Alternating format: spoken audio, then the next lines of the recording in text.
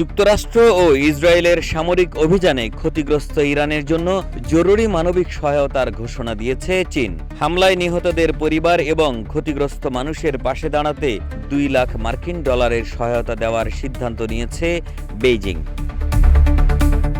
13 March এক press ব্রিফিংয়ে চীনের পররাষ্ট্র মন্ত্রণালয়ের মুখপাত্র গুও জিয়াকুন এ তথ্য জানান। তিনি বলেন, সাধারণ মানুষ ও বেসামরিক স্থাপনায় মার্কিন ইসরায়েলি বাহিনীর নির্বিচারে হামলার ঘটনায় গভীর উদ্বেগ প্রকাশ করছে চীন।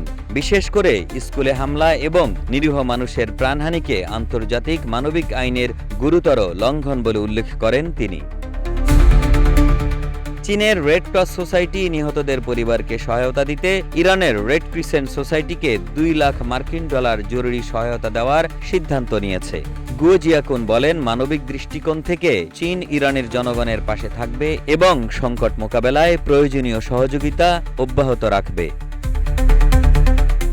এর আগে চলতি বছরের 28 ফেব্রুয়ারি ইরানের একটি প্রাথমিক বিদ্যালয়ে মার্কিন ক্ষেপণাস্ত্র হামলায় অন্তত 150 জন স্কুলছাত্রী নিহত হয়। এই সংঘাতে এখন পর্যন্ত ইরানের তৎকালীন সর্বোচ্চ নেতা আয়াতুল্লাহ আলী খামেনির মৃত্যুসহ ইরানে 1300 জনের বেশি মানুষ নিহত এবং প্রায় 10,000-এর বেশি মানুষ আহত হয়েছেন।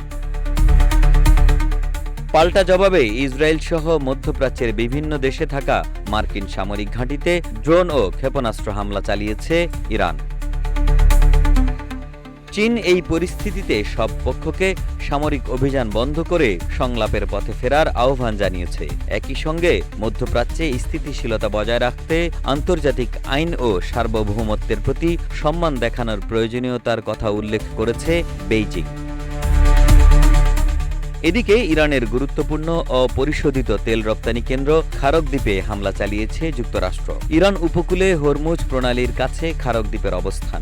ইরানের মোট অপরিশোধিত তেলের প্রায় 90-95% এই দ্বীপের মাধ্যমে বিশ্ববাজারে রপ্তানি হয়। এই হামলার ফলে বৈশ্বিক তেলের বাজার নিয়ন্ত্রণের বাইরে চলে যেতে পারে, এমনটাই মনে করছেন বিশ্লেষকরা। একে আজাদ, রূপালী বাংলাদেশ।